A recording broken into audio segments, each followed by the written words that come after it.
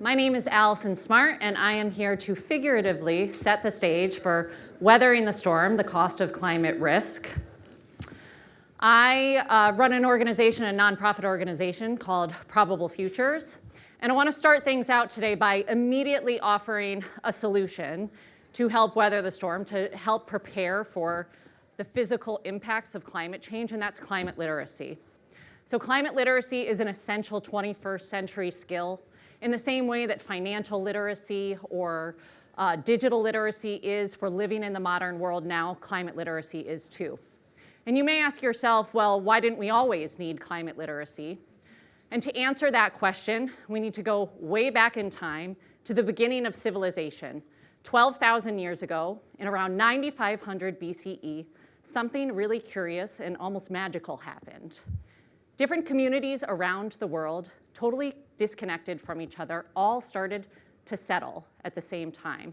They all started to practice agriculture, have these long-term communities that eventually had their own cultures, which formalized into nation states, which built infrastructure, which laid the ground for the economy and finance, and all of the specializations that we have in our very complex, very sophisticated society today. But it begs the question, what was happening before 9500 BCE? Because our earliest ancestors emerged in Africa around 200,000 years ago. And we know that for the first 190,000 years of their existence, we were a hunting and gathering species. We did not settle. We did not have civilization. And having some climate literacy and looking back at the history of climate can help us understand why. So we're looking at this chart of the global temperature history of the Earth, and we can see that the climate changed dramatically in those first 190,000 years, and that just wasn't conducive to settling into one place. But what was conducive to civilization was that green band, climate stability, which stayed the same for 12,000 years. But now, of course, we know that the climate is changing, and we have, in fact, already broken out of that civilization temperature band. And if we continue on the same trajectory, we'll be breaking out of that temperature band of which humans have ever existed in by the end of the century. So what this little bit of climate literacy helps us understand is that climate change isn't just about warmer temperatures. It's about instability. And it's about the fact that we have never maintained civilization in a changing climate before. That's completely unprecedented. So how do we think about such a big thing like that? Well, the framework for today's conversation is thinking about productivity, property, and people. So let's start with thinking about productivity and take it in a really literal way. Let's talk about crops. So this map is a planning map. It's put out by the USDA. It advises and gives guidance for gardeners and farmers on what to plant in particular places. This map is based on the range of temperatures in certain places, and this map is based on past data that came before now. But we know that that won't be good enough. We need to start using climate science and forward-looking projections to actually plan. And that's what we do at Probable Futures, is make this information available. So this map that we're looking at here is depicting the number of days above 95 degrees Fahrenheit at different warming scenarios. I've selected a cell right there so you could get a sense of the details. The range in that particular place of outcomes in terms of 95 degrees Fahrenheit in a cooler year might have been 0, and an average year, maybe 6 days, and in a warmer year would have been 19. That was the range that place was built around. But at 1 and 1.5 degrees, we see those numbers increase and that range increase as well. As I move through the warming scenarios here, you can just see how those colors change and understand that this is a dynamic system. So we need to stop using past data and start using forward-looking data, especially because things like this have been encoded into our systems. This map is actually the basis for crop insurance in the United States, and it is still based on past data. So climate literacy can help us plan and make better decisions. Now, speaking of insurance, I suspect everybody in this room knows that there have been some issues with property insurance in a changing climate, maybe even a crisis, and there's a reason for that. Insurance emerged and was invented in a time of climate stability when things like rainfall patterns were very consistent and extremely well documented. It enabled us to create products like flood insurance that would cover a very rare event. But now we know that that rare event is becoming more frequent and more severe. And so can we rely on something like insurance to absorb the outcomes of that? So climate literacy can help us innovate new systems, new products, and new things that can help us in an ever-changing climate. And then finally, last but not least, people. We have a range too. So we have biophysical limits and things like temperature, and particularly combination of temperature and humidity really matters for lives and livelihoods. So we're looking at a map here of a combination of heat and humidity that experts say is dangerous for the human body. We're starting in a past climate, and so you can see that this was actually a pretty rare combination of heat and humidity because most of the map that you're looking at is gray. And gray in probable futures maps means 0. So in most places around the world, never experienced this combination of heat and humidity in the past. So I'll work through the warming scenarios here, and you can see how those colors expand and deepen on every continent and in very populous places. We are very close to 1.5 degrees of warming now. We need to be prepared for those conditions, and maybe even 2 degrees of warming.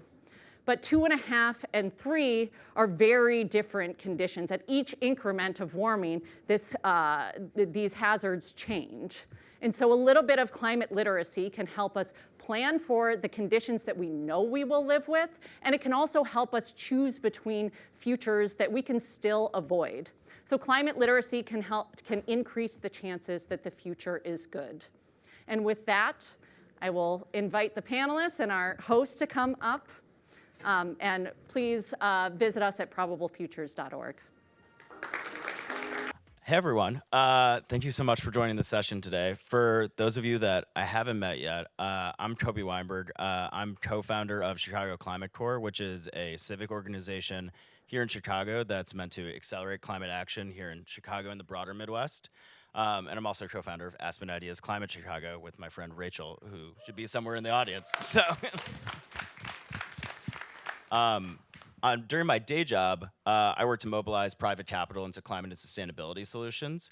And probably what's most relevant for this panel is before my current job, I used to work at a climate risk hedge fund called Nephila Climate. And so we used to structure insurance products for large sustainable assets and for different weather conditions. And so as Allison said, we are entering a time of greater climate instability, which is actively disrupting our physical and financial systems. Every day we experience the impacts of climate change: floods, sweltering heat, more intense storms, and rising seas. And while these risks are apparent to us, how are companies and communities reacting? And this is really the topic that I want to explore with this panel. And our panelists are experts in climate risk analytics, in climate risk communication, reporting, and management. And I've encouraged them to use specific examples that are forward-looking and solutions-oriented, and to be candid on what's working and what's not. So I'm going to go down the line here and briefly introduce some of our panelists. So Liz Henderson has worked for over 20 years at Aon, a firm specializing in risk management and insurance and reinsurance brokerage. As executive managing director, Liz leads the Reinsurance Solutions Catastrophe Analytics and Climate Risk Advisory teams. She helps U.S. insurance clients understand and transfer catastrophe risk to reinsurance and capital markets, as well as provides risk analytics for clients. Next, we have Mark Berry. Sorry for my shuffling. Dr. Mark Berry is Senior Vice President of Research, Environment, and Sustainability at Southern Company, a utility that generates, transmits, and distributes energy to approximately 9 million customers across 6 southern states. He oversees research and development that advances technologies that ensure the grid is clean, safe, reliable, and affordable. Mark also leads environmental compliance and stewardship for the company. Mindy is CEO and president of the Sustainability Nonprofit Series, which she has led since 2003. She works with capital market leaders in factoring responsible investment and business practices into their strategies. Prior to Ceres, Mindy served as regional administrator at the U.S. Environmental Protection Agency. I should have put these in order. And then last we have Spencer Glendon. Spencer, along with Allison, works at Probable Futures. He is the founder, which is a climate literacy initiative that makes practical tools and educational resources. Spencer also serves as a senior fellow at the Woodwell Climate Institute, I believe it's called, and a climate science, which is a climate science research center. For almost 2 decades, Spencer was a macro analyst, partner, and director of investment research at Wellington Management, a firm that had managed over $1 trillion in client assets. And so the question that I really want to open with is, really need to be a little more organized. You want some more paper? I think I need a few more. So this summer, we've already seen devastating floods, wildfires, and extreme heat, and how they've impacted communities. I want, if all of you could tell us a little bit about how your organization approaches climate risk, and if we continue down this path, what that means for your industry and your stakeholders. And so we can just go down the line here. Well, thank you. What a great question. And thank you for having us here to talk about this really important juxtaposition of not just all of the great panels we've had on energy solutions and mitigation activity that's going on to reduce carbon and reduce the impact of climate change, but actually what are we doing today to make sure that our communities and our families are able to weather the storm and be resilient as these types of events occur more and more frequently. At Aon, we're a global financial services company that do insurance and reinsurance brokerage. So that means we're working with insurers every single day on helping them to manage and understand climate-related risks. The insurance industry, since the year 2000, has paid out $2.5 trillion in claims to cover losses from natural catastrophes globally. The industry also, doesn't insure every single risk. We track every year at Aon what we call the protection gap, which is the difference between the total cost of catastrophes and the amount that the insurance industry pays out. We track that to be on average about 60% of uncovered losses from insurable events. So that means that over the same time period, you're talking about $4 trillion of economic loss from these types of events. We also know that they're increasing. 8 out of the last 10 years are showing above average losses from natural catastrophes. And so how does the insurance industry manage and understand that risk and respond to it so that it can remain a player to support resilience and rebuilding after these events? And I think that one thing that is really critical for our industry is to understand not just what's happened over the last 8 to 10 years, but how can we take information like what we see from Probable Futures and other modeling providers and embed that into our actuarial practices and into our pricing models so that we can actually understand what the risk is going to be over the next 1 year, 5 years, and 20 years. That's becoming increasingly important for our industry to understand. The other thing that's critically important that we look at for our clients is how can we help to make better decisions around resilience and adaptation that you can invest in today to help to reduce the cost of these events when they happen. Insurance is a really great financial instrument to take into account and give credit for resilient investments. We do that for homeowners insurance in Florida, where if you have a home built to higher standards, you qualify for homeowners insurance premium credits. We've done that in history through making sure that building codes include sprinklers in houses. There are seatbelts in cars because the insurance industry has information about how when there are accidents and when bad things happen, what are the things we can do to reduce those. But I will also acknowledge as an industry that it is not enough and it is not the silver bullet to really close the gap that we've seen in terms of adaptation and resilient investment. I think everyone in this room and in the climate space acknowledge and understand that the adaptation gap is like 18 times what the expected estimates are for what we actually need to spend on infrastructure and building improvement. And so we need a lot more people at the table to be thinking of creative ways to bring in more investment into adaptation. And that's a very important step in order to make sure that availability and affordability of insurance remains a part of the toolkit that we all have to be resilient.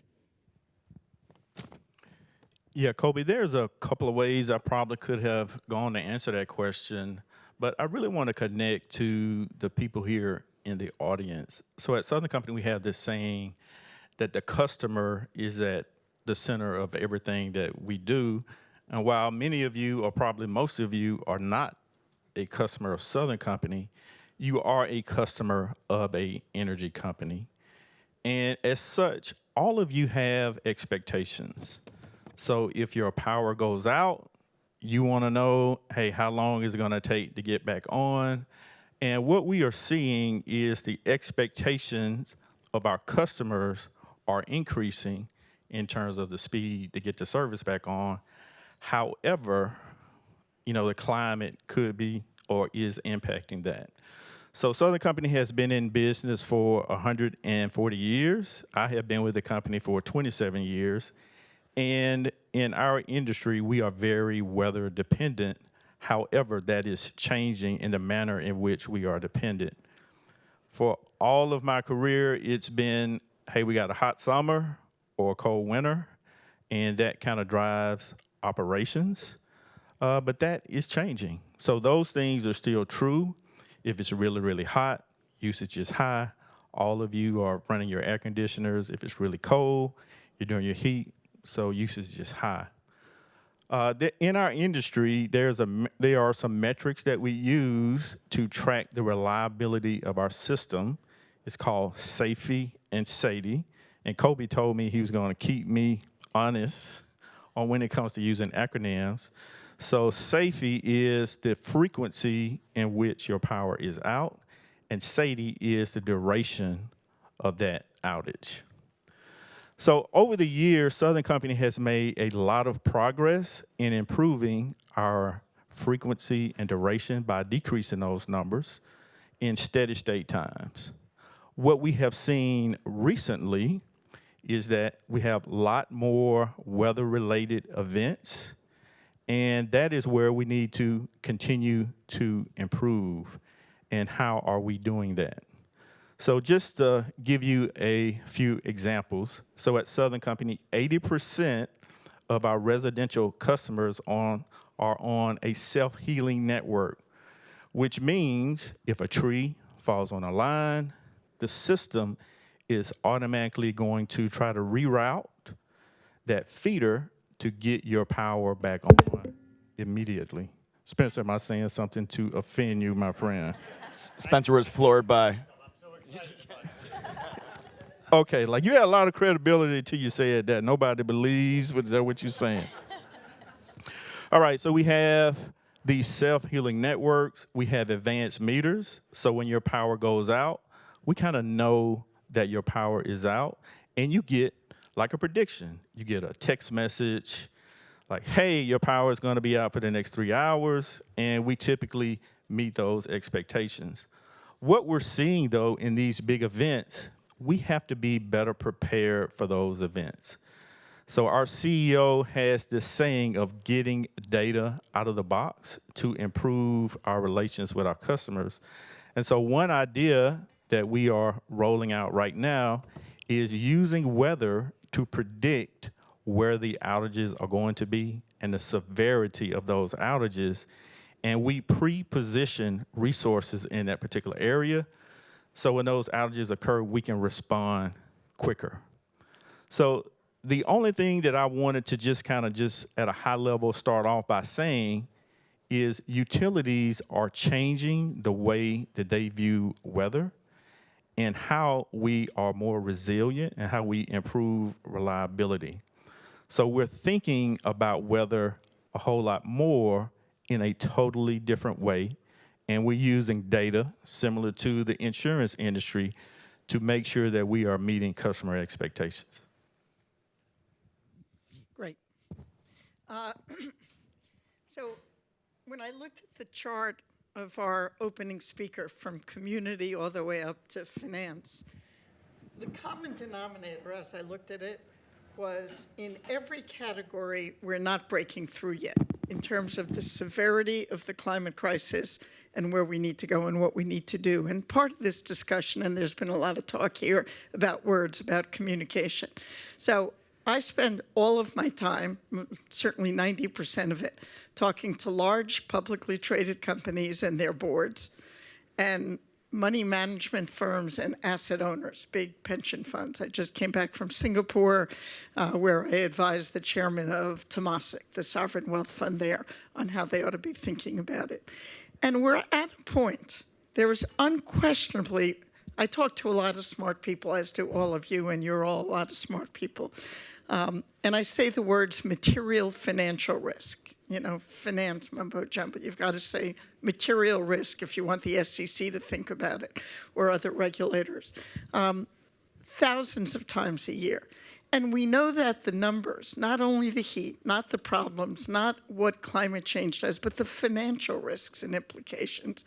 $100 billion this year from the recent crisis in California and elsewhere. We're looking at $125 billion next year and maybe more. Those numbers have lost their meaning in some ways. They're so big.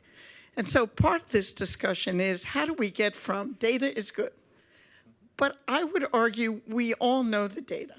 We know it's bad. You could put it in a different box. It's bad, very bad, you know, blinking, flashing red light, but it's bad. And we're seeing movement in some parts of the private sector, but not nearly enough.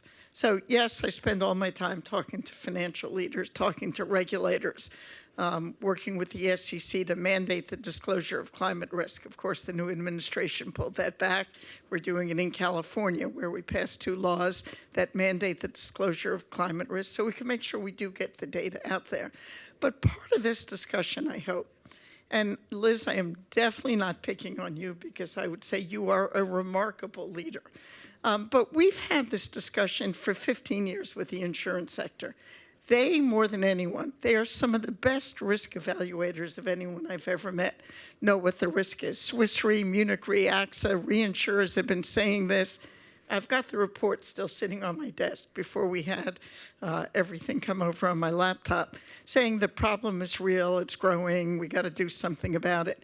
Yet insurance companies, as an example, and some of the other asset owners and asset managers that we work with, still haven't done one of 3 things. One thing is change how they price what they're putting into the market. Now that's tricky, because if climate risk makes insurance more expensive, we have to figure out how to deal with people who we don't want to be without insurance. Secondly, if you look at the insurance sector, where are they putting their investments? I mean, they're in some ways investment firms. They get all of our premiums, they put them in a pot of money. It's a little more elegant than that, and they invest it. And their investments are far more skewed towards fossils than not. And then the third place for insurers, and again, I am not picking on Liz, who has led the fight within her sector, or parts of that sector, on policy. So insurance companies were critical in earthquake regulations in California, in Congress in seatbelts. And I could give you 10 other examples, but they're not yet at the table. We had 100 businesses in a last-ditch effort to try and save the IRA and at least the tax credits. We were up there last month. We, of course, failed. We know what happened. But the insurance sector has not triggered in yet on all the policy changes. So in the end, until we find the right words, the right issues, and again, it's impossible that I, running a 200-person NGO, know more than insurers, which I don't, or utility companies, which I don't, or Apple or Amazon, companies that are part of our network who we work with. We've got to find the right words and the right systems and the right policies to make sure we move forward. And my final point, I will say, is probably none of this can happen without real policy changes. Right, and I know the United States, we're not likely to change the policy tomorrow, but let's get ready for 3.5 more years. Do we get a price on carbon? We need the right mandatory policies There's a lot going on voluntarily, and of every company and investor I work with, we're seeing changes. I just came from CalPERS. They went from a $500 billion investment to $1 trillion over 10 years. I mean, we're seeing real stuff. But in the end, consistently and across sectors of our economy, we need to be working together to put policy changes in place, put a price on carbon, and do things that make it mandatory so we could see the pace of change we need going forward. Let me stop there. If I say material financial risk one more time, you have the right to shoot me. Well, I don't want to cut into Spencer's introduction, but I do want to just, echo some of the things you said around the insurance industry and sort of highlight, one of the things I wanted to make sure that I brought forward today is that it is true that our industry is not as forthcoming or provocative as we have been in the past around this issue. And it is a real, I think, moment for our industry to step up. We are absolutely losing the PR battle in terms of, hey, where is the insurance industry? Why aren't they paying claims? Which is why I remind everyone, we pay $2.5 trillion in claims. It is imperative for our industry's survival that we are investing in resilience and mitigation. But when it comes to pricing and being, really provocative on some of these things, we also have to remember that the insurance industry is highly regulated in the United States. And the pricing challenge of, putting more forward-looking views into insurance pricing is prohibited from a regulatory standpoint. You cannot do it. You cannot use models until just this last legislative session in California. You are not allowed to use catastrophe models or forward-looking climate models to price homeowners risk and wildfire risk in that state.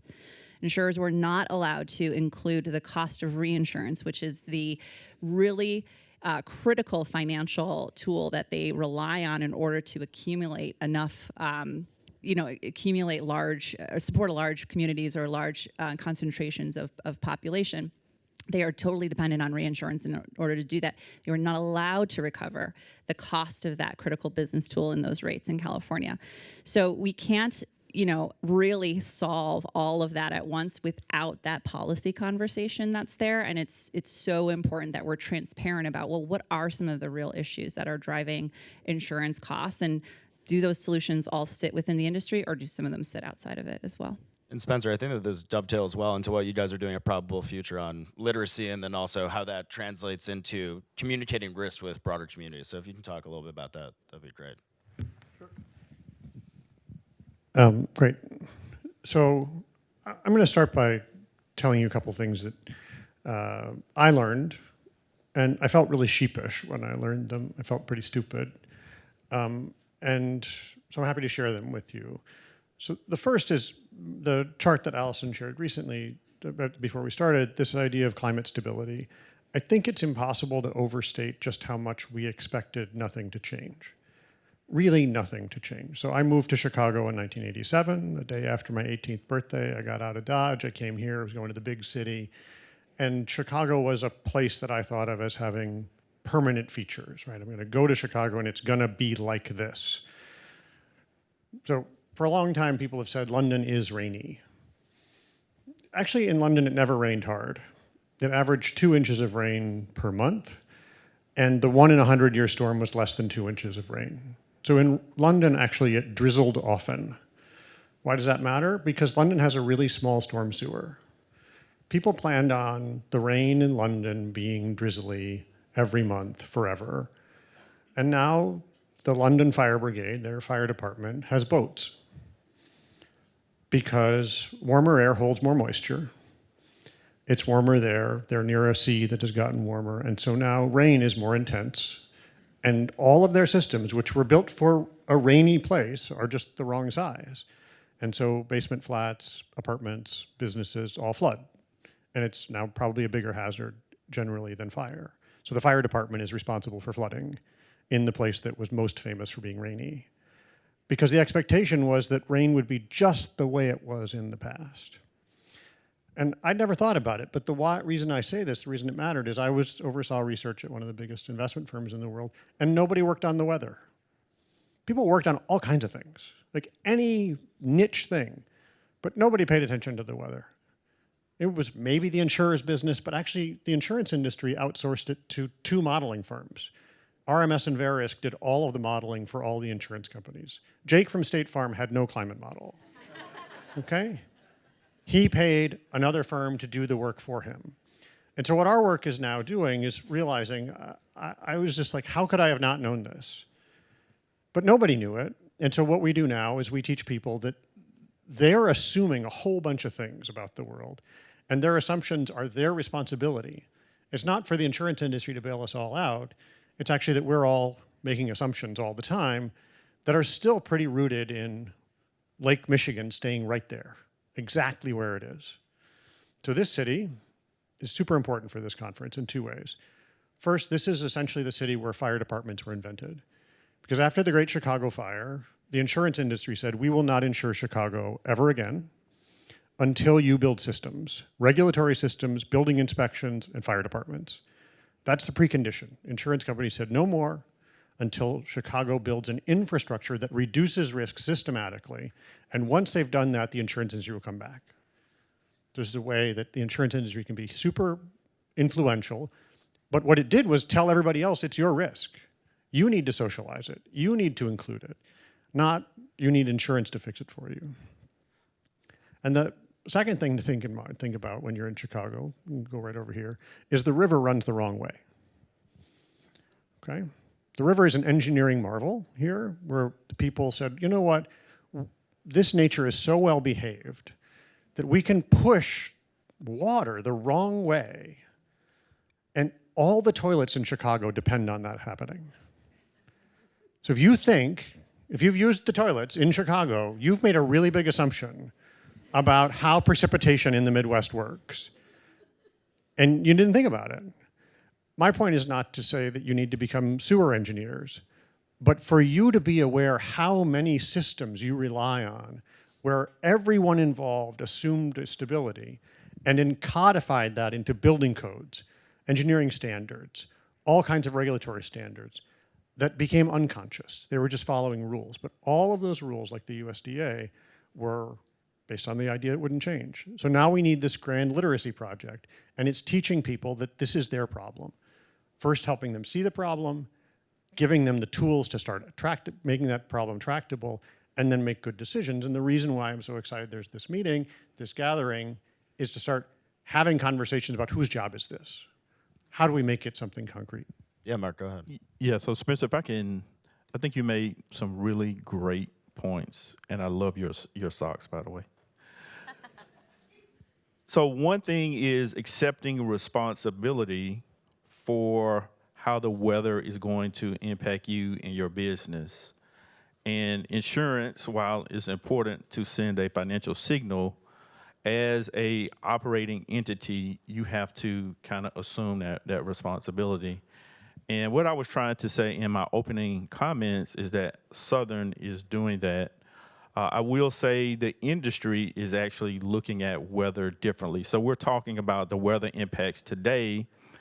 I think you are talking about what's needed to change over the long term, and those are 2 conversations that need to be had, and I think we're having them here on this panel. So about 5 years ago, the CEO of EPRI, Ashar Mansour, started a collaborative project called Climate Ready, because the relationship between energy companies and weather is changing, and he wanted to bring us together. So EPRI is the research arm of the electric industry, to really look at, are we thinking about weather the right way? And should we be making changes in the way we plan our systems? So we all had to send a kind of executive and a person to manage that project on our behalf, and Southern sent one of our planners. Because we fundamentally recognize in changing weather conditions, we really need to think about how we are planning our system over the long term to dampen or reduce the impact weather has on our customers. And I think that what's interesting is all of you are approaching risk from a very different angle, right? And there's short term and there's long term. So what I'm kind of curious about beyond the hazards themselves, like what is it that keeps you up at night in terms of misunderstanding or missed opportunities within your industries when it comes to risk? This is also a general audience, and I think that that's what's important for everyone to understand from these experts. Well, so one of the things that I get really worried about in particular is the fact that in our industry, in insurance, we don't have great solutions for chronic weather perils. So all the examples, that you've given around extreme heat, extreme freeze, rainfall differences, none of those are things that insurance really is designed to protect against.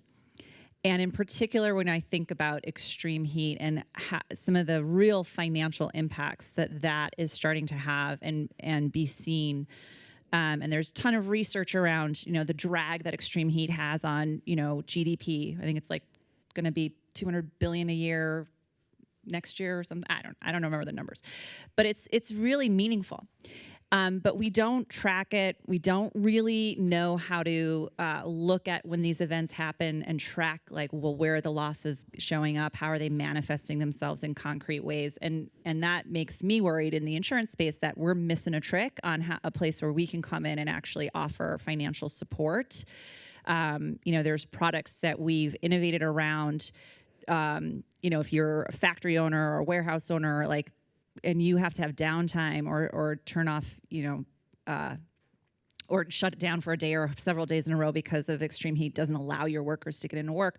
Well, there's insurance policies that can come in and help you to recover and offset that cost, which also helps you to stay in business and invest back into your warehouse to make it more resilient or improve the cooling or whatever you need to do. Those are things we can do, but that's just one that we haven't really gotten our hands around, and it really makes me worried because heat is the thing that's happening first and in the most extreme way and harms people. It's the leading, killer from a climate perspective. So that's the thing that keeps me up. It's a doomy and gloomy question, but that's what keeps me up at night. So what keeps me up is that actually we will all adapt badly. So what will happen is we'll just get used to, everybody who can afford it will have in-home air purifiers, because we'll just say, well, smoky air from the burning of Canadian forests and then New England forests. I live in Massachusetts, which will be the headquarters of forest fire in the next 30 years. Because essentially, as Allison pointed out before, all the plants in the world are in the wrong place. That's a simple way to think about climate change is all the plants are in the wrong place now. And so all these forests that grew for thousands of years in the same place, now those plants are ill-suited to their climate. And we'll be like, well, I guess that's what we live with now. We are very adaptive. We can adapt to lower expectations. We can adapt to the idea that other people suffer, and that's just the way it is.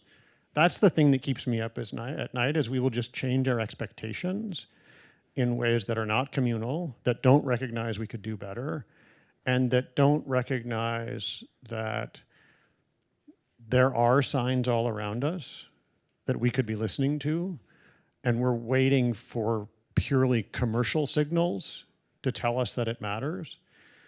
So one of the benefits of the work that we do is we talk to people who are really diverse, and fifth graders ask the best questions. Asset managers ask the worst questions.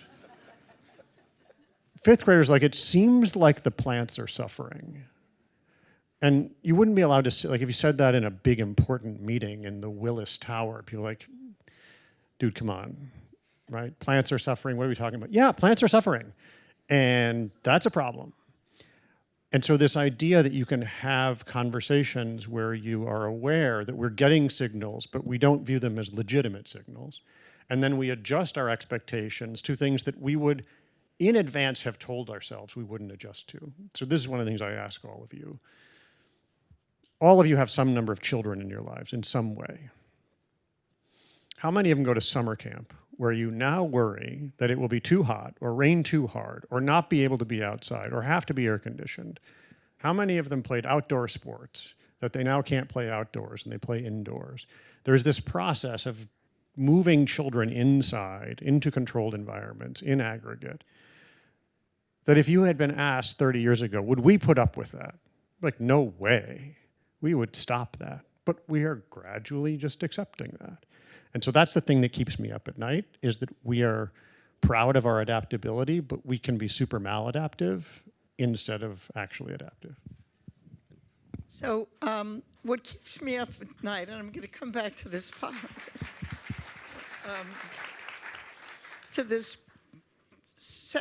this discussion about, we've all been talking about a problem that we know exists, and smart people up on this panel, far smarter than me, have for 20 years have been experts, just the true experts, as well as so many other people we interact with.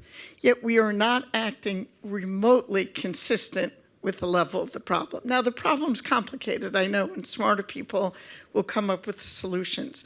But if we think about, even in the United States, a great law was passed, the IRA, $370 billion to help jumpstart solar, wind, EVs, new jobs in communities that needed them, really able to see real progress, let alone all the tax credits. Obviously, that was just rolled back.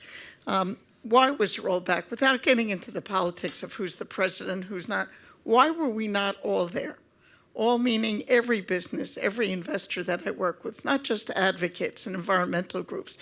It wasn't the panacea. There is no perfect answer.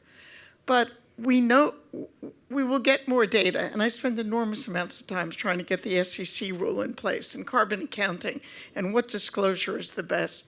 But the bottom line is, we know we have a problem no matter which data point you look at and how much of it is.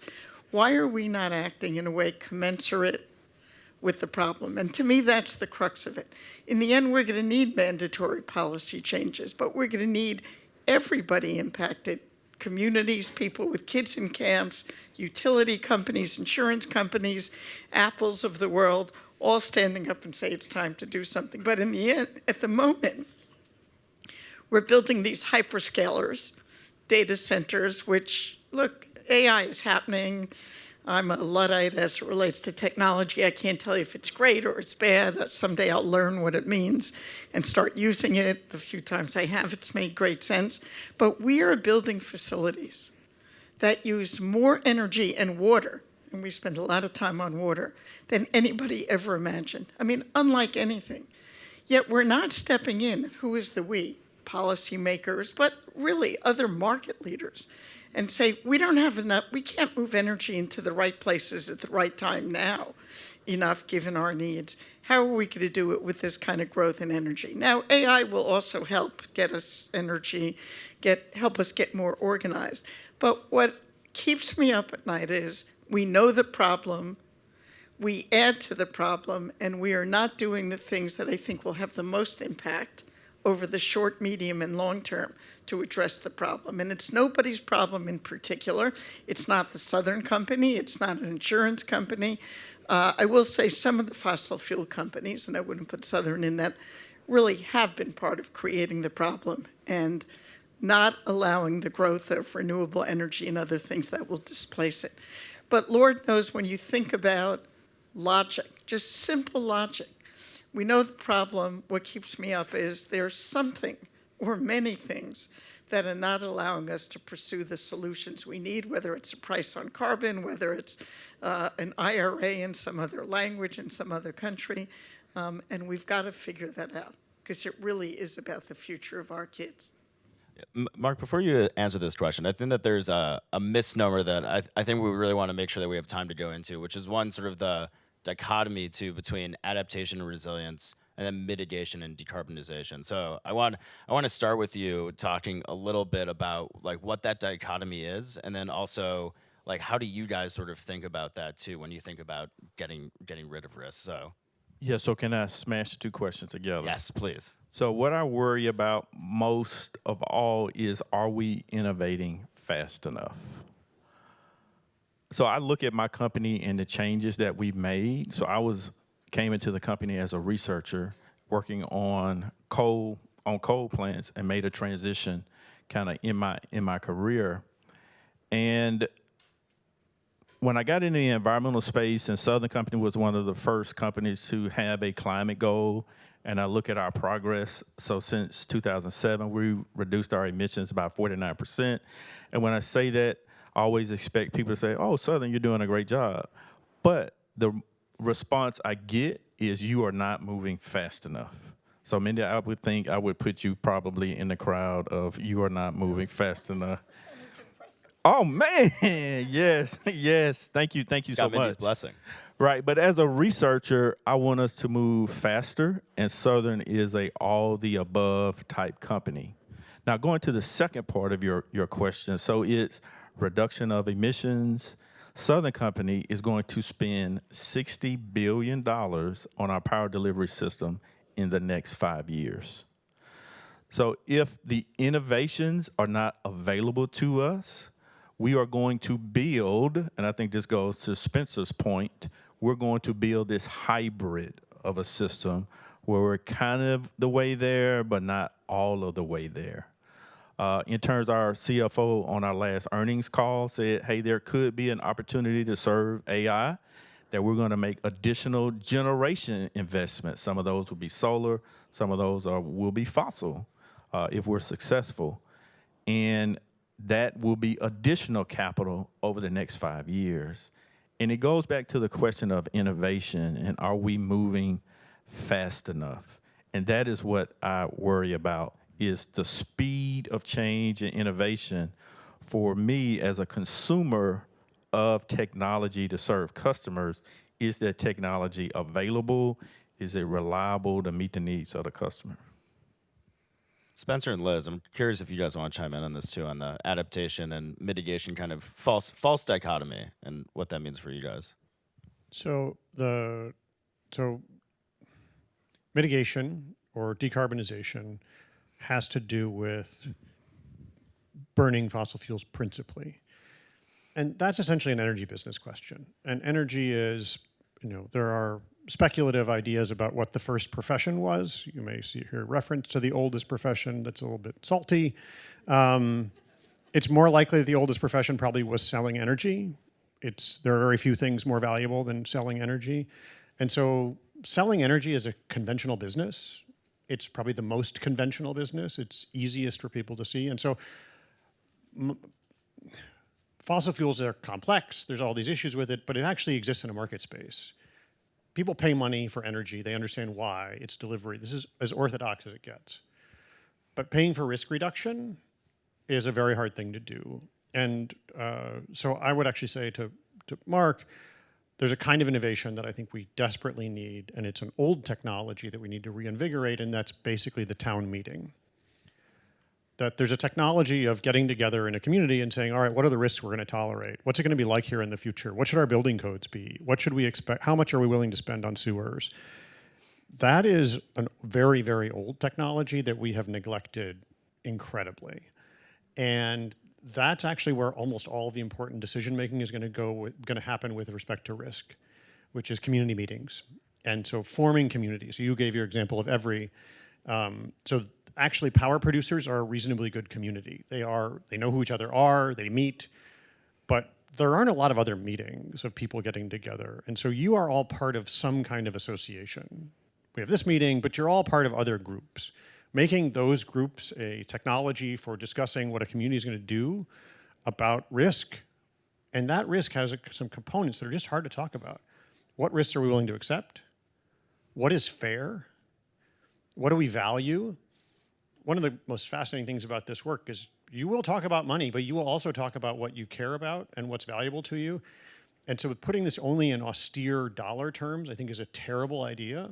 It will lead to bad decision making.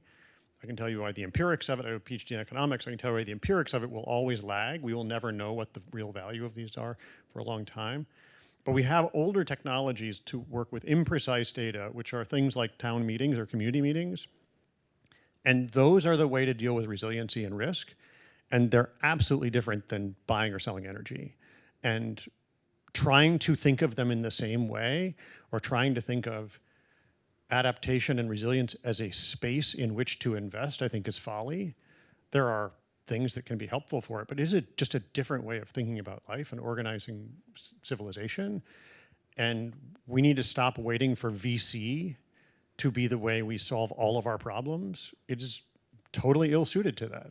It's a fine thing for some stuff, but is totally ill-suited to that. And so I would just say the forum, the format, and even what constitutes good outcomes, but even the content of the conversation is just fundamentally different. And we need to invigorate those, and we can all be participants in those in different ways. Liz, I'm curious how you guys, if you are engaging with communities with that Yeah, looks like. I think that's a fantastic point, Spencer. And the way I always think about the difference between, resilience or adaptation versus mitigation is it isn't it's not the same investment case that you can make. If I'm a homeowner, I am a homeowner, and I put solar panels on my roof. That is a very straightforward calculation. I can see how much they cost. I can estimate how much it's going to save on my energy bill over 7 years. It's paying us back and we're making money on it. Great, fantastic. That's an investment decision I'll do all day long. All right, but I need to put a new roof on my house because, it's a shingle roof. It's had some hailstorms. It's got some damage. Insurance industry research shows that the lifespan of a roof is actually much less than we think it is when it's exposed to a lot of hailstorms. So I know I've got a cost coming, pure cost.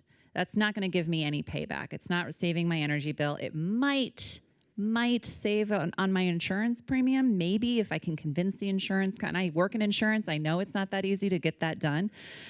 So the payback is not easy. There's nowhere on a homeowner's balance sheet where they can write down the benefit of investing in resilience for their home, for their single most important asset. It's all cost.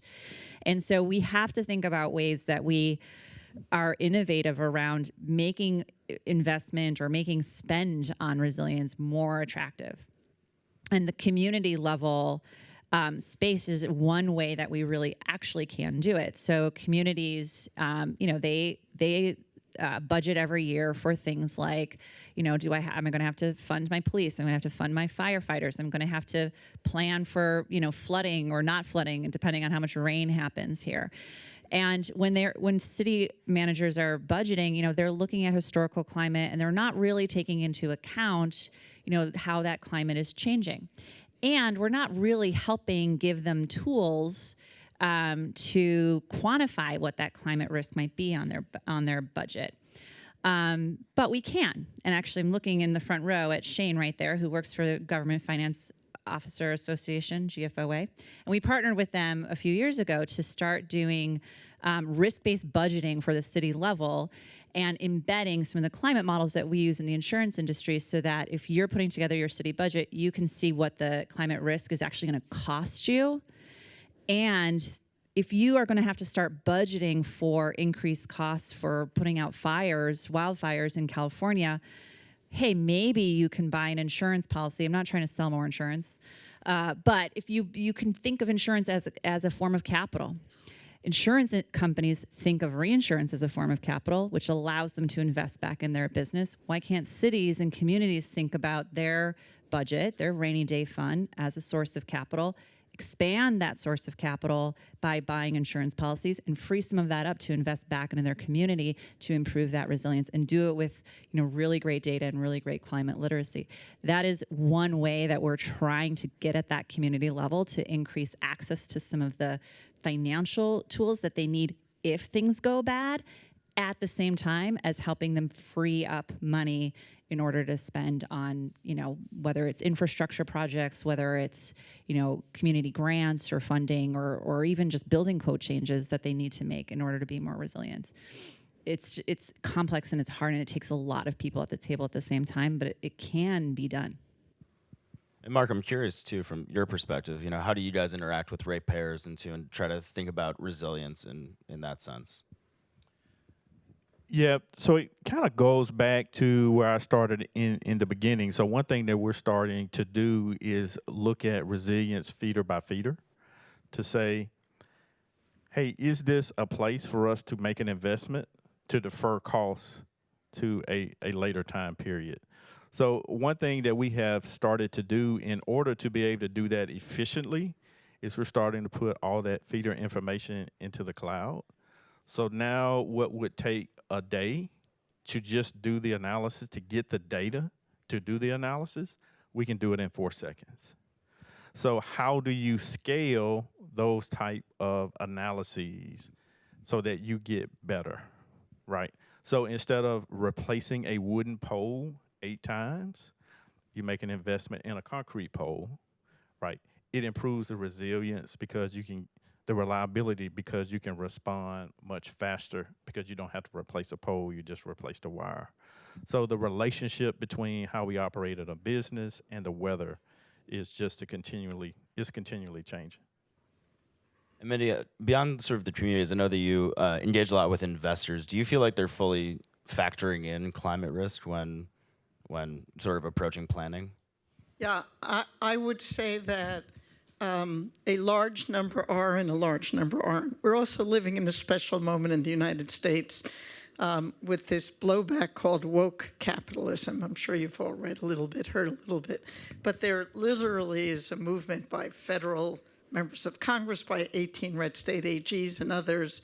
There are 136 bills this year in state legislatures. Last year there were 148. The year before there were 150. We were able to kill about 95% of them that seek to prohibit investors from considering climate risk. Period. End of story. Full stop. Now, that's, of course, how do you say to an investor whose obligation as a fiduciary is to factor in all material risks that you have to close your eyes and make believe this doesn't exist? But that is what these bills are saying. That's what 10 lawsuits are saying. That's what companies are being sued for right now.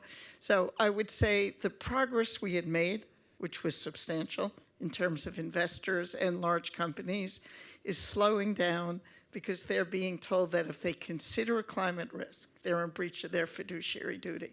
The American Airlines lawsuit, I won't spend a lot of time on that, but literally a pilot of American Airlines sued the company because American Airlines had BlackRock as their money manager for their company pension fund. BlackRock was not using climate risk or any other screen with their managing of that account. They may be doing it elsewhere.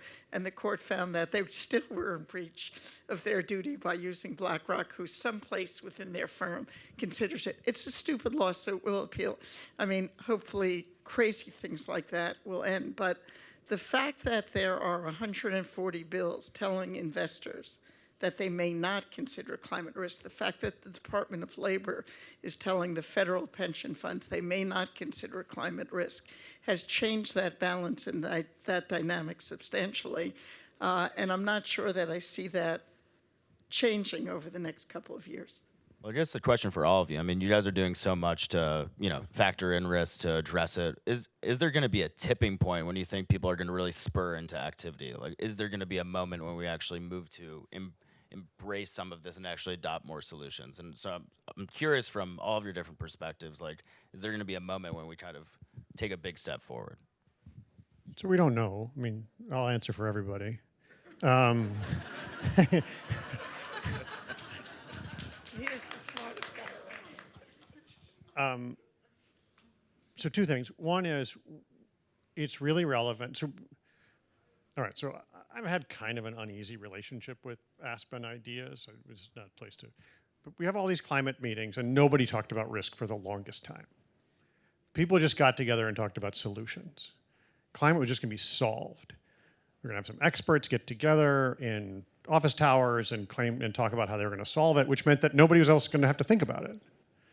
It'll go away. There'll be a period of time when there was a problem that loomed and then we solved it and it went away. That's not gonna happen. And we're now realizing but what's relevant is we know we're at 1.5 degrees C now. That's why all of a sudden we're noticing all this, is we're outside that green band. And so people are starting to ask. So you asked, is there a tipping point? Well, we got invited. That's a sign. I didn't get invited before.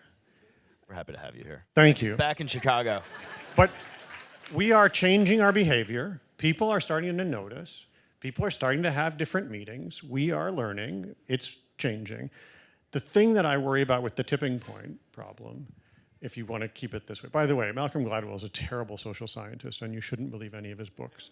But the thing about the tipping point argument is that it's this notion that when we have a crisis, we'll really fix it.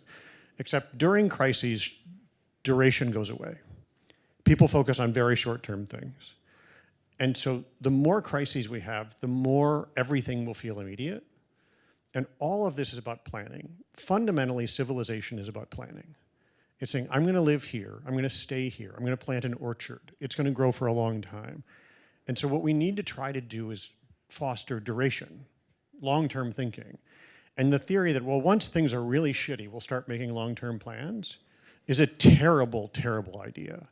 And so the idea that we need to learn from other people suffering quickly and say, well, I don't want that here, as opposed to waiting for everybody to have their own crisis and then in an emergency react, I think is a very bad mental model. And so we need to be engendering as much long-term thinking as possible because it's how you get civilization, and not waiting for crises to push us into being patient, because that is very, very unlikely.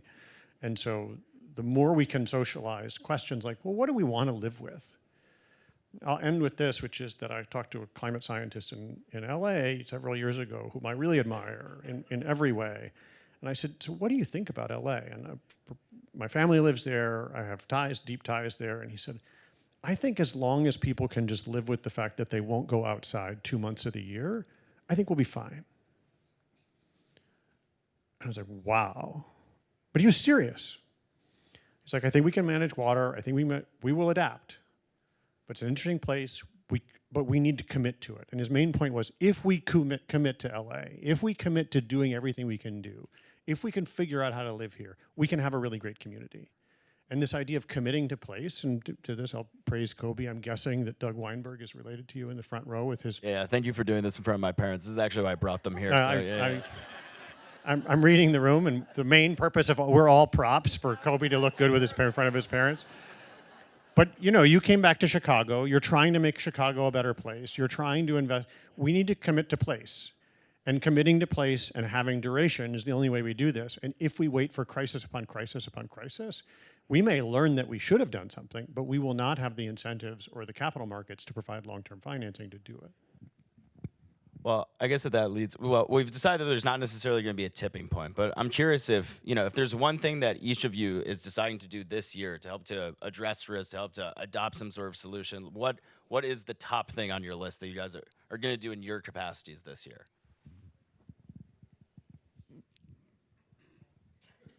It's hard to narrow it down to the way I work. It's always 10 things, not one thing. So this is like we'll narrow it down a little bit if we can. But I think just for me, in the position I'm in the industry I'm in, what I want is to have all of you be thinking about, insurance is one tool.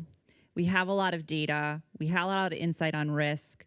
We are never at the table when it comes to where you're going to invest in a new project, or how you're going to change your building code, or how you're going to design a new infrastructure project. We come later. We come after financing is done. We're never there at the start. And I think that's something I really need to see change, so we can make sure that as we're, increasing investment into mitigation and resilience, that it's also insurable, and that we're working together to make sure that we can have insurable resilient communities are insurable communities. And we can't get that if we aren't at the table at the start. So for me, I think a commitment to making sure the conversations continue about climate within my company. I think in certain periods, things can kind of wane and lose focus. I know that my company is committed. And for me, as the innovator and being responsible for environmental for the company, is making sure in all of those conversations that my team participates in, that we are representing that risk and representing the long-term view that Spencer talked about. Like, the environment has to be at the table, and as a leader, we need to make sure that whatever meeting that we're in, that we're representing that long-term risk. I think going forward, we need to think about how we've behaved in the past. And again, for me, it's not talking to educators, but it's talking to regulators, policymakers, and so on. If AI is coming on, as just but one example with inventions that it is, and let's not attribute all bad things to it. It will do whatever it does, good things. How do we get a commitment that their energy will be powered by renewables? Now, which is consistent with what it takes for siting new facilities and so on. But what I would say is, despite the fact as a former regulator, I was great at stopping things, at using NEPA and using the rules to where things ought not to be built. We've got to turn that mindset around. We have to build a grid that allows us to move energy, create energy, move energy in the right direction, get it to where it's needed, get the right amount of energy in it. That's a huge mindset change, not, as Spencer's talking about, within the legal environmental community that I've been part of for years. I think we're starting to see that change, but we've got to deal with the fact that we can no longer say no to everything. It has got to be a bigger mix. We've got to change the grid, and I'm starting to see people come together around that. So I'm excited to say that there are, you were hoping I would say white paper. I know that was the thing you were hoping I would say.